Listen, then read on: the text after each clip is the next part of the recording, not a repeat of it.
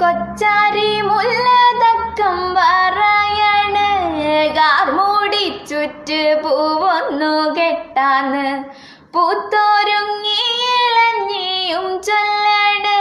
മേലുവാസന തൈലം പൂരട്ടാന്ന് എന്തിനാവോ ഏതിനാവോ എനി മറിമായമെല്ലാം അറിഞ്ഞിട്ടും മിണ്ടാതെ നിൽക്കണല്ലേ എനുണ്ടോടി അമ്പിളി ചന്തം എനുണ്ടോടി താമര ചന്തം എനുണ്ടോടി മാരിവിൽ ചന്തം